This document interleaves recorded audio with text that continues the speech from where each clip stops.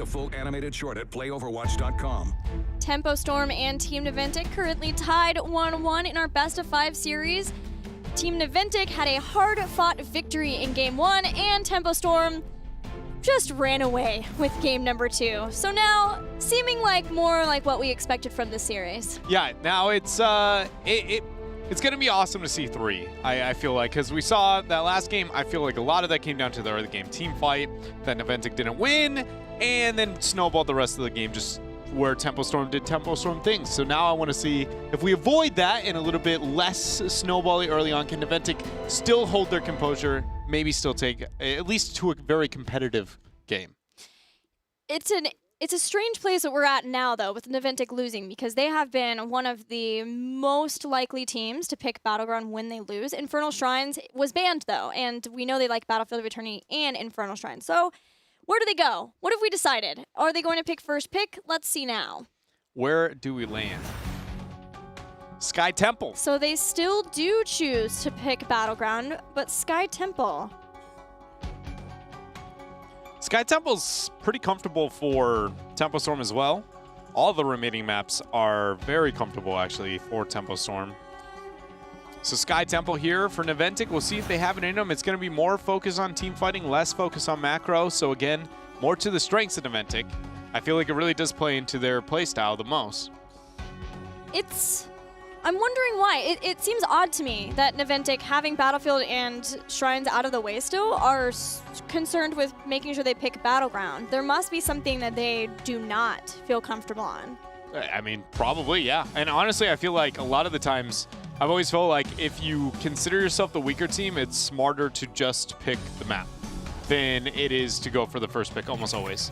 Just because you can rely on having better map in individual mechanics on a specific map, because and then also when you play it, when you practice it, it comes to a point where you can test more sample size of things, because when you test a composition, for instance, if I think Zeratul plus whatever crazy hero is going to be really good, if I play it on Cursed Hollow all day and we keep winning and winning and winning, it doesn't mean necessarily that that's going to translate to Tomb. Like, it's not the exact same thing. So when you get to play on a specific map and you get to see all the comps and how they interact on that map time and time again, it makes it to where you not only do you understand the actual mechanics and what you're going to gain and lose, but you get how comps work onto it, to where it's a lot safer to do that, because in theory, if you're playing a better team, you're never going to truly get a major outdraft, like unless it's a really snowball meta for first pick.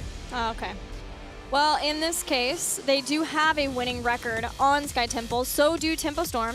Naventic has banned Tassadar. Tempo Storm banned Zarya. The standard of the 2 bans that we generally see. But this does leave Malfurion open. Does leave Malf open. We've got ourselves an Arthas, a Greymane still left open here too. So what is Tempo? What as their first pick? I feel like it's going to be Greymane again over everything.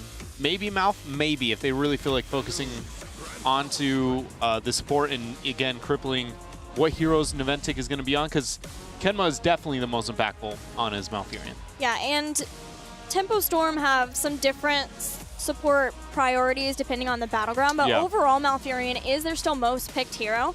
And on Sky Temple, it is one where they pick him really highly. They've had him both of the games in part 2. So in this case, I think the priority or the idea behind it is we feel like we can play different supports a lot easier than Naventic can. But in this instance on Sky Temple, we want to go back to our comfort of having Malfurion. Naventic went with the Muradin and the Tychus, though. More comfort coming from them. Nothing to accent the map itself, no focus on the macro, just solid comfort is really all that screams to me here for Naventic's draft so far. Tempo Storm now has to commit into a direction, and again, Arthas and Greymane are both still a thing. Tempo Storm has the highest priority on those heroes out of any team in North America. I do think we'll see Arthas. I'm not sold on the Greymane yet in this rotation for Tempo Storm. They picked him versus Superstars, but not versus No Tomorrow on Sky Temple. But even when they picked it versus Superstars, it was post-second bans. Okay. I agree on Arthas, though. Maybe Falstad. Team Naventic's been picking him a lot. Put you up in the global. What do we got? Abathur Greymane. Ooh, Abathur even on Sky. We're busting out the Abathur here in North America. Love it. It's, I like Abathur. Don't get me wrong. I'm not as sold on him on Sky Temple. It's the only map where you're like, in your head, you see it, and you're like, Abathur should be pretty good here. It, most of the time isn't, unless you go mule strategy. That's the only time where I really like the Abathur on Sky Temple. It just pulls a bit too far away from your early game pressure, your early game skirmishing, and how fast the map can kind of snowball and accelerates really the rate at which the game can be ended compared to most maps. Just Abathur most of the time is just not a safe pick, especially before the secondary ban phase. Tyrael was removed for Naventic. It makes Zeratul more appealing, but I don't think it necessarily means they're going to pick it up. It's a nice response to what Tempo Storm's running. I feel like Naventic's got a Arthas here. Right? I know I keep talking about how important the Arthas can be, but this is because the Tyrael ban removes one of the synergies, again, that's going to work with Tempo Storm's draft and what they have. Tyrael hat is pretty good, Murden hat's pretty good, but Arthas is the only last appealing one other than the Grey main. Yeah. And you always want to try and have multiple, so then you take the Arthas here just because the Nubarax, you know, he's dope, but he's not nearly as appealing. What? How are we having so many Zagaras? Okay, so my thought was that if Tempo Storm saw Naventic take Zeratul, they may go Valeera here. Maybe. That's a really good point you bring up. But does that change anything? The Zagara? How do we have so many Zagaras? It makes Valeera more appealing. Yeah. I really do like the Zeratul. Or not the Zeratul, excuse me, the Valeera pick, I think. I don't know if it hurts their laning presence way too much, but... It's Sky, you're not... But so the Zagara Zeratul is going to provide a lot of map pressure, like a really stupid amount. Zagara specifically, just because she not only just clears the minion wave, she just eats forts if you leave her alone, right? No other range does what the damage she does when left alone, and has a global. The swarm hunger. So that eats forts. That's the thing that I am concerned about here for I Tempo. forgot that Tempo's full Illidan status lately. To dive onto the Zag, but the Zeratul, man, we've got ourselves a wonky draft. Very different than norm.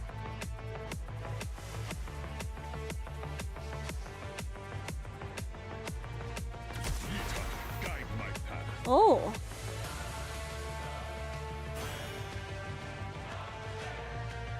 What do you...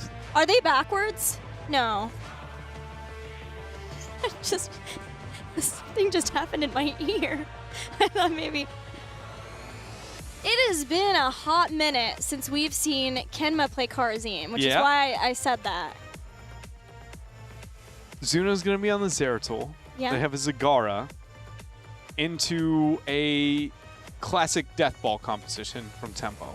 They've got Murden only as the peel up until Zeratul at 10. If Karazim goes 7-sided, I can see the argument for it, but I feel like it really hurts Naventic's composition.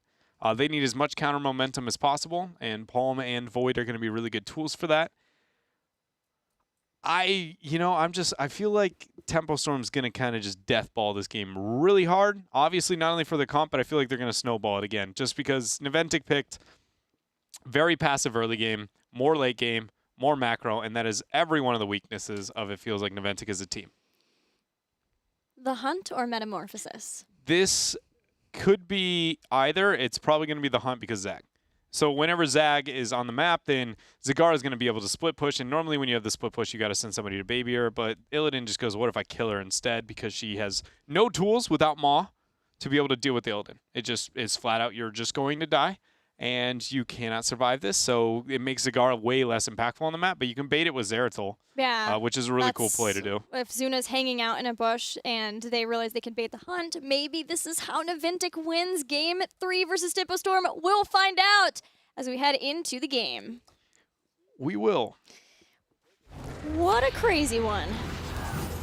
We get to at least check out what Zagara can do again. I just feel like last game, we felt like we didn't get to see it because she just stood in lane all day, and then the game was already over. Whereas this one, I feel like the draft is already so lopsided against her that I want to be an accurate representation of the impact she could have.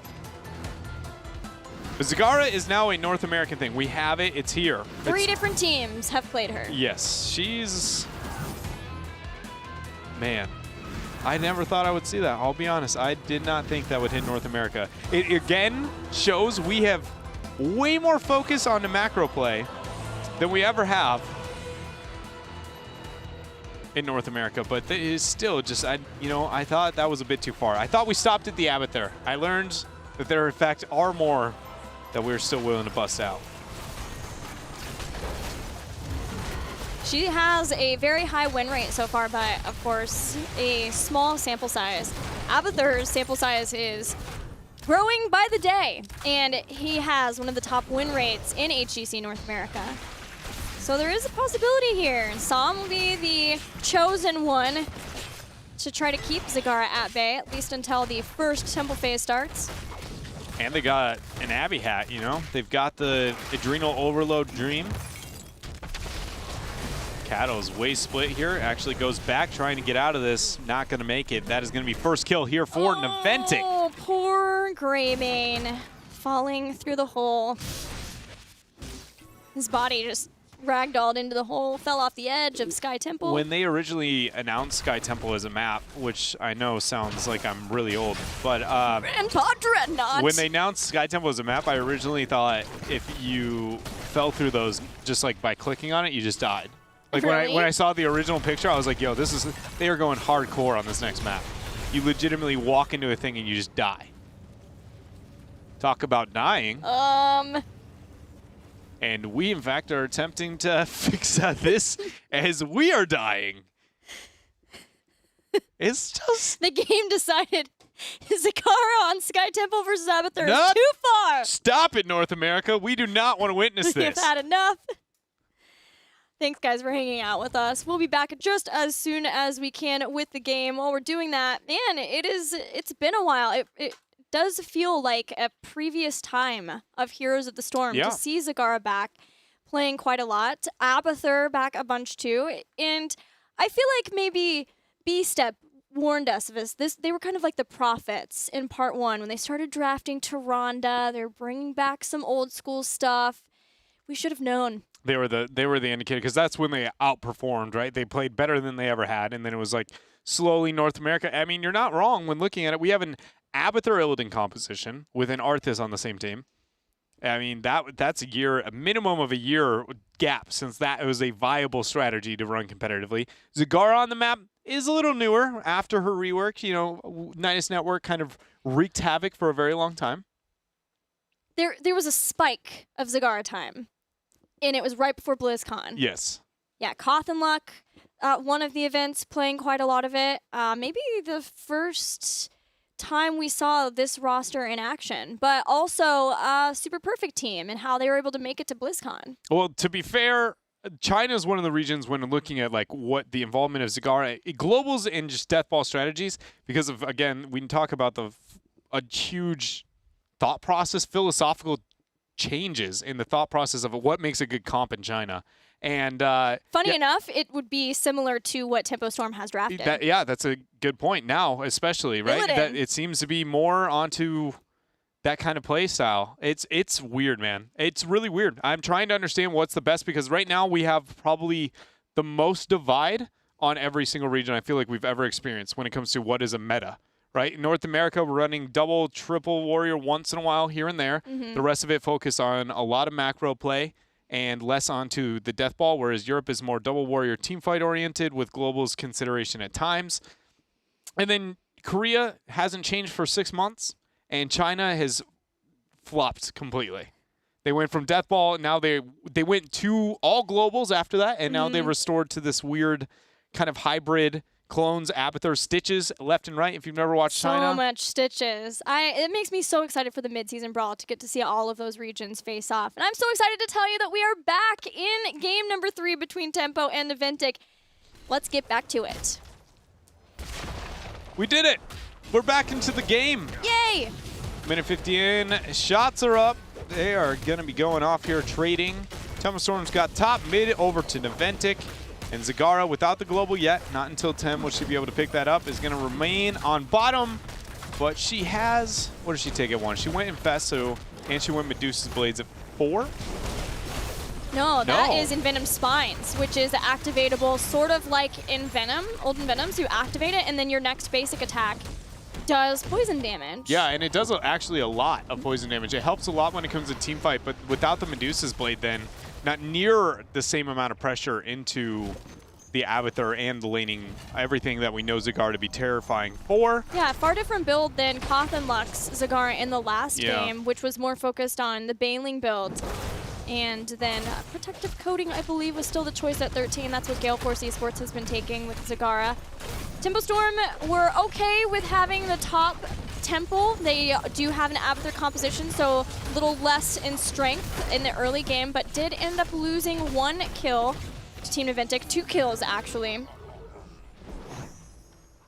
So that's giving Team Naventic a slight advantage in the early game. Tempo Storm's hoping that they can steal away. Here comes Team Naventic, though. Yeah, see, this is where Naventic needs to be successful. They're into an Abathur composition, and they're giving things up early game. I don't think so. That's not something you normally want to make happen, but the camp is down, Dwarf Toss out, and the camp goes over to Tempo.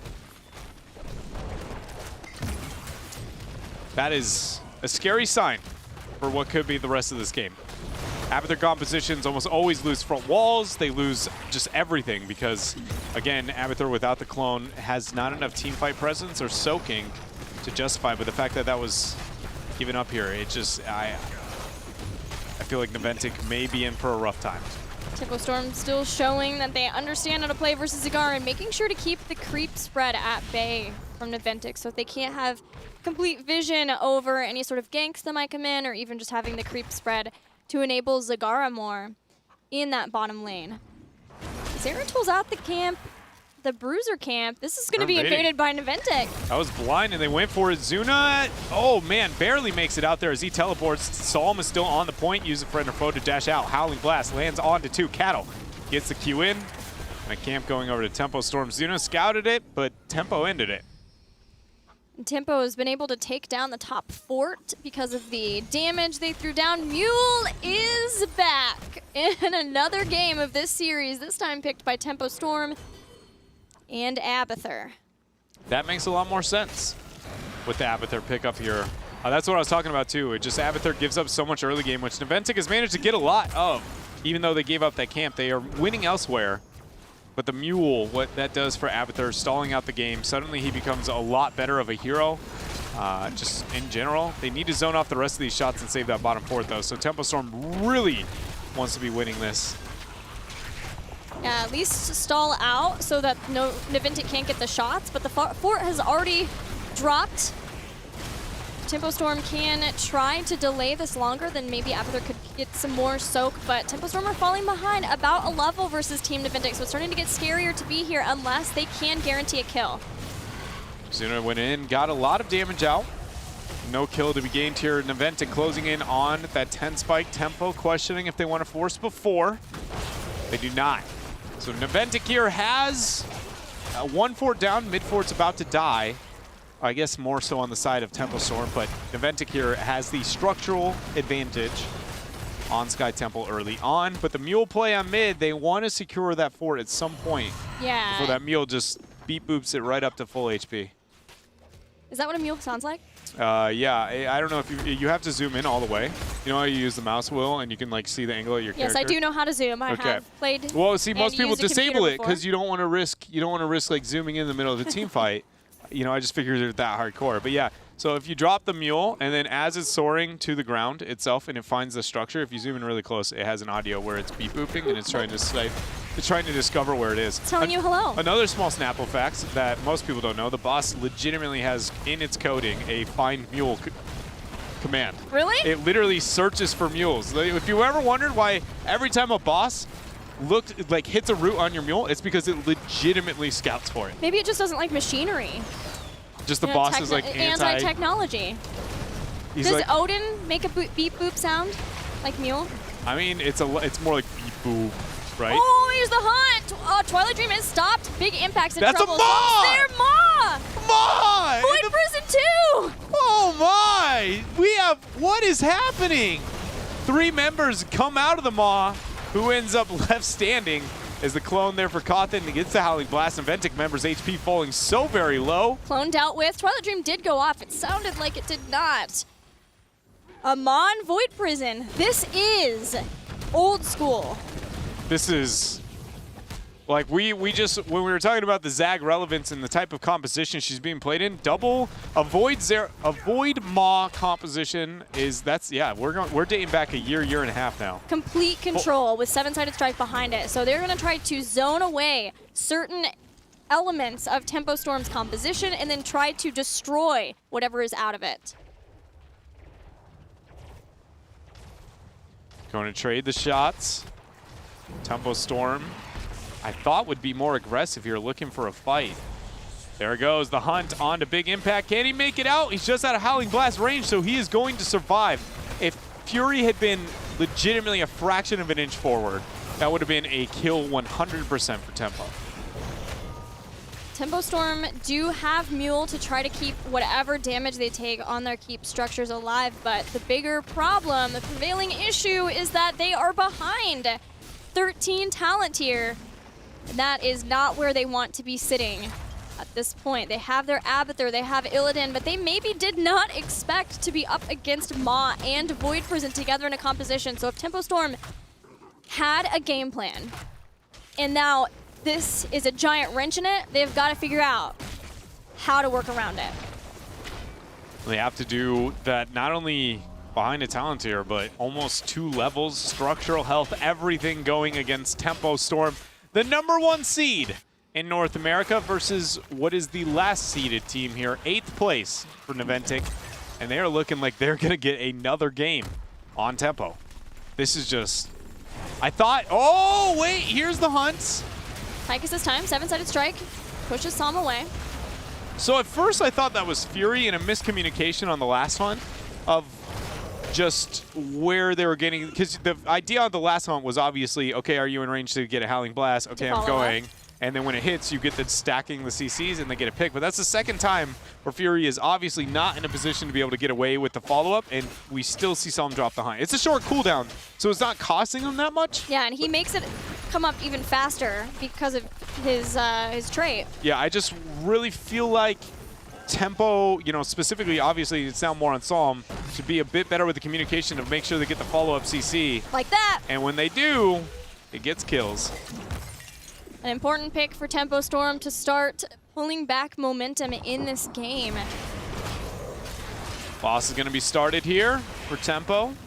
When it comes to boss control, Twilight Dream clones there. Void is up, and so is Maw. This is not as clean cut as you'd expect. Maw is a good anti-boss tool. It's extremely good. Psalm is taking a lot of damage. Sumina goes in and gets it. Void Prison hits 3. They have to save the Maw. Maw is their only point to actually win the actual boss, but they did it! So now they have a chance to lose this. Cawthon clone goes in. The boss now is going to be dead. B-Kid gets on the point. Twilight Dream drops, ends up hitting 4, but it costs June his life. He is down. Zuna's not done. He goes on to Cattle, gets the pick. Topster takes him down. Fury's the only one left. Naventic are going to steal this boss. Got the boss! 25 seconds before the shots are going to be up. 16 talent tier, 2 levels, and things are looking great for Naventic here in game number 3. What just happened with that boss steal? Void Prison was down and the boss was still really healthy, but Army of the Dead was used pretty early on in that too. And B-Kid saved Avatar to go on the point. I really thought that Tempo Storm would be able to take it back. Especially after the Maw. The Maw. Once I saw the Maw, I was like, no way, no way. They don't have a talent tier advantage or anything. There's no way that's going to happen. Oh, good. We can watch this again.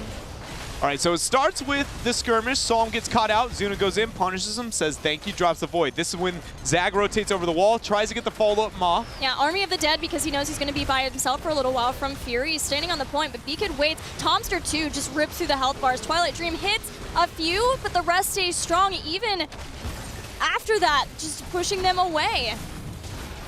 Even without Kharazim, they're able to make it happen. Yeah, I do think one big downside to why that might have happened, as well, is because June, outside of the Void, and knowing a Maw was going to be the follow-up, tried to drop the Ice Block.